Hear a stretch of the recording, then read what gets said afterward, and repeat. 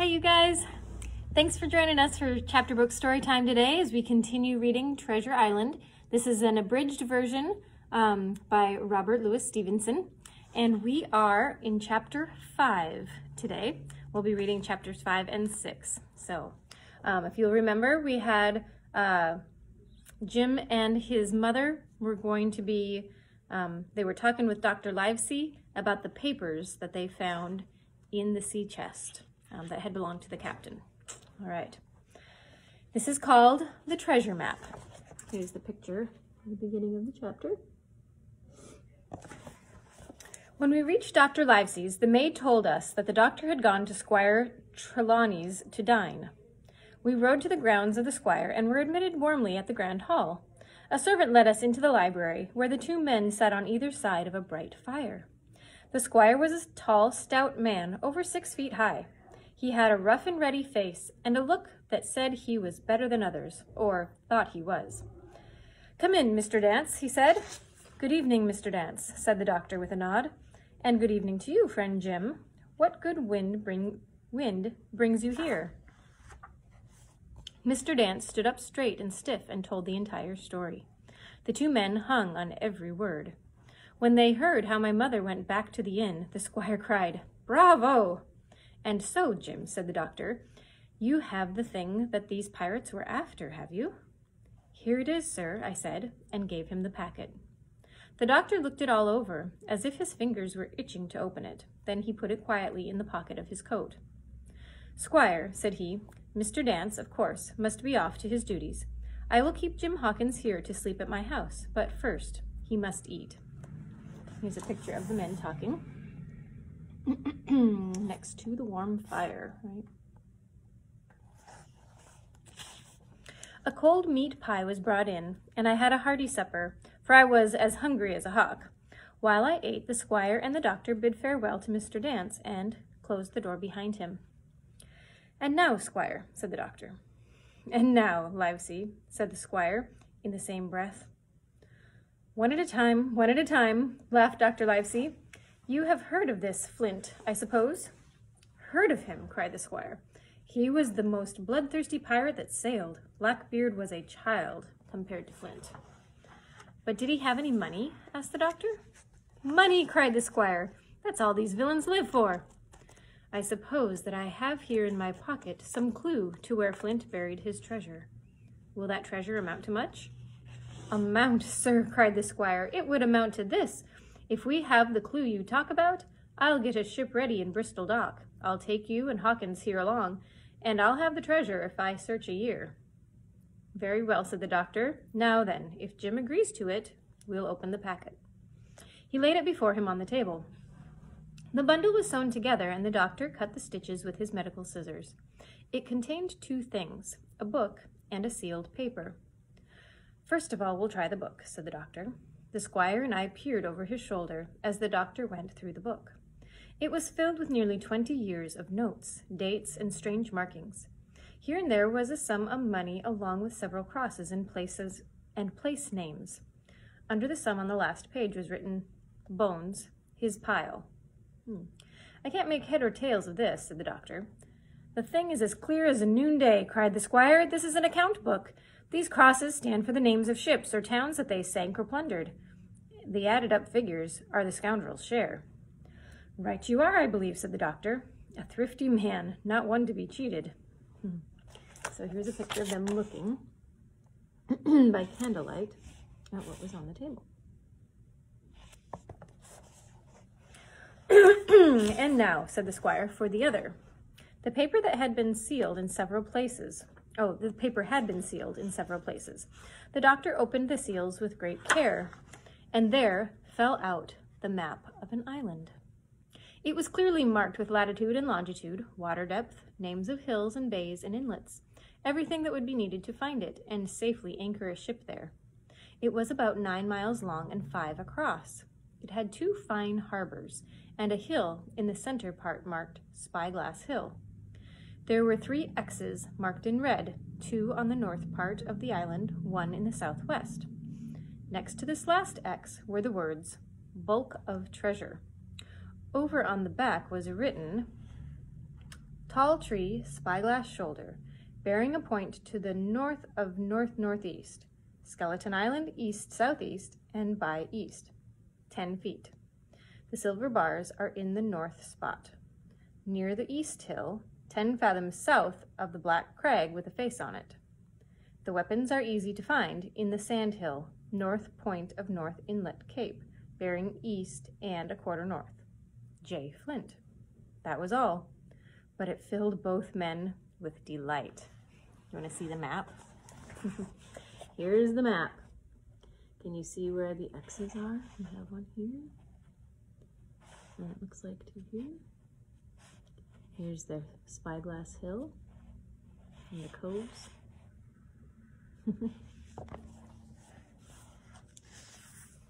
So, Livesey, said the squire, you will give up your medical practice at once. Tomorrow I start for Bristol.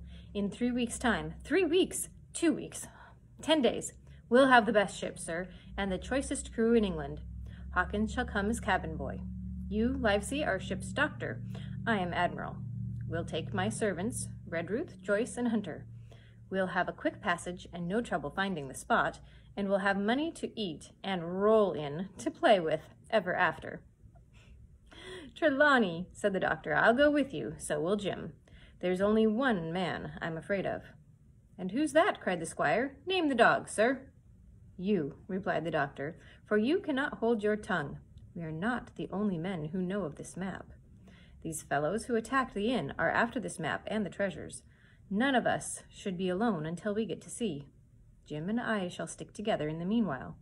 You'll take Joyce and Hunter when you ride to Bristol, and from first to last, not one of us must breathe a word of what we've found. Livesey, returned the squire, you are always right. I promise I will be as silent as the grave. So here they are, the doctor and the squire, and Jim in the background,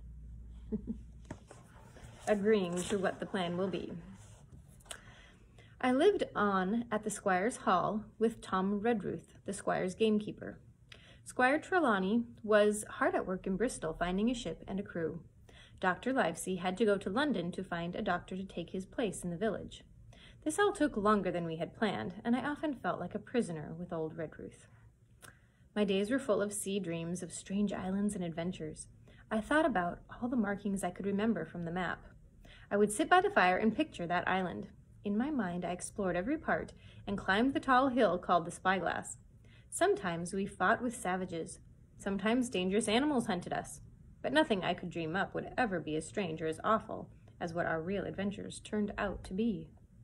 So the weeks passed on, till one fine day there came a letter from the squire. Redruth opened it and read it out loud. The squire had found a ship called the Hispaniola. Yeah. She was at anchor, ready to sail. She weighed 200 tons. He wrote that his friend, Mr. Blandley, was very excited about our hunt for treasure. Oh, no, I said. The squire's been talking. Here's a picture of Jim's imagination and what he thinks the adventures on the island may look like. The letter went on to say that he had hired a sea cook. His name was Long John Silver, and he had lost a leg while serving in the Royal Navy. This cook helped him find a good, tough crew of old salts. Mr. Blandley found us a captain, a stiff man, but a good man. And Long John Silver found a first mate for us by the name of Mr. Arrow. The good ship, Hispaniola, was ready to sail. A few final notes. As I was to go with Redruth and spend one night with my mother to say goodbye. Then we were all to come as soon as we could. Lastly, Mr. Blandley promised to send a search party if our ship did not return by August. Imagine my excitement. The next morning, Redruth and I set out for the Admiral Benbow. My mother was in good health and glad to see me. The inn had been repaired and painted, thanks to the squire. He had even hired a boy to help my mother while I was gone, and this made me realize that I was truly going away. I had a few tears. The next day I said goodbye to my mother and the cove where I had lived all my life. I thought of the old captain, how he had walked the speech with his drooping hat and his brass spyglass. And then we were on our way. here they are saying goodbye.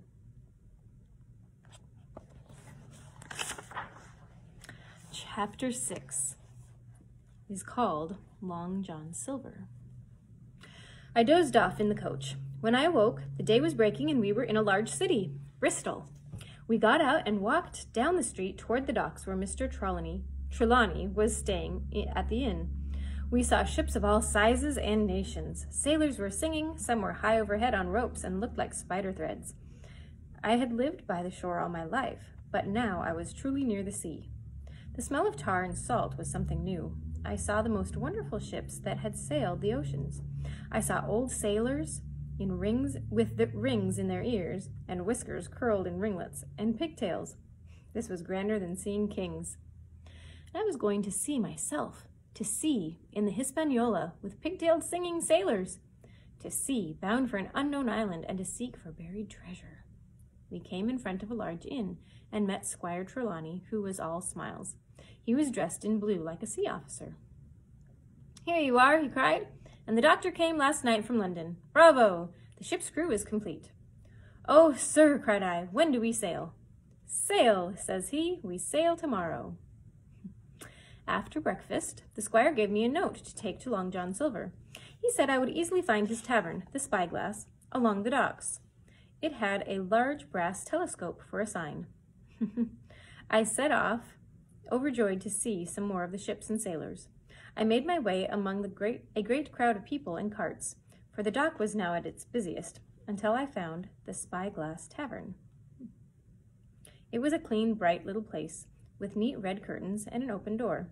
Inside were mostly seafaring men. They talked so loudly that I was almost afraid to enter. Then I saw a man come out of a side room. I was sure he must be Long John. His left leg was cut off close by the hip. Under the left shoulder he carried a crutch. He did well with this crutch, cheerfully hopping about upon it like a bird as he moved among the tables. He was very tall and strong, with a face as big as a ham, plain and pale, but intelligent and smiling. He whistled and merrily gave a hearty slap on the shoulder to a few guests. Here is a picture of Long John Silver standing here with one of the guests. Now, to tell you the truth, when I first heard about Long John Silver, I was afraid that he might be that one-legged man whom the captain feared. But now I knew this could not be that man. I knew what a pirate looked like. I had seen the captain, and Black Dog, and Blind Pew.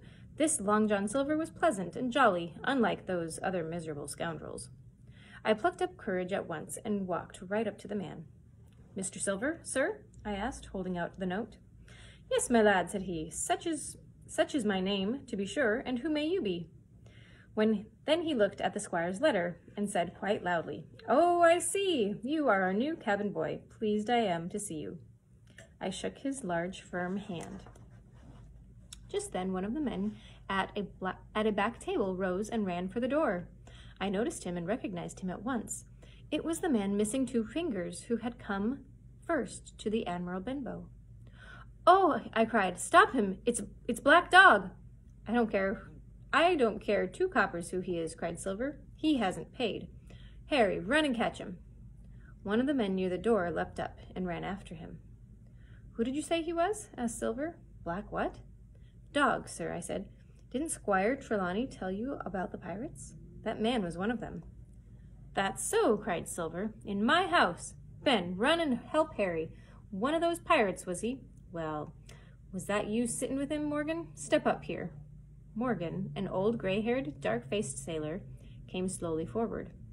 "Now, Morgan," said Silver very sternly, "you never set eyes on that Black Dog before, did you, now?" "Not I, sir," said Morgan with a salute. "You didn't know his name, did you?" "No, sir." "Get back to your seat, then. Well, let's see. Black Dog? No, I don't know the name. Not I." Here's a picture of Black Dog running off. And these 2 over here by the door.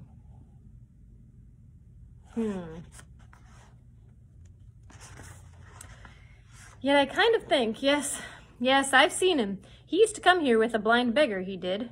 "I knew that blind man, too," I said. "His name was Pew." "It was," cried Silver. "Pew. That were his name for certain. He looked like a shark, he did, but Ben will run that black dog down. Silver went stumping up and down the tavern on his crutch, slapping tables with his hand. I began again to wonder about this man. After all, I had seen Black Dog in his tavern. The man came back with no black dog. Silver was very upset. "See here, Hawkins," he said. "What will Captain Trelawney think? Me with a pirate in my tavern? But I see you're a smart lad, smart as paint. You saw that we tried to catch him. Why, shiver me timbers, what could I do with this one leg of mine? I'll walk along with you and tell Trelawney the story." On our little walk to the inn along the docks, Silver told me some interesting things about the different boats. He knew all about where they were going and what they were loading. He told me stories and taught me seafaring words and phrases. He was one of the best shipmates a lad could hope for. Here's a picture of them going down by the ships.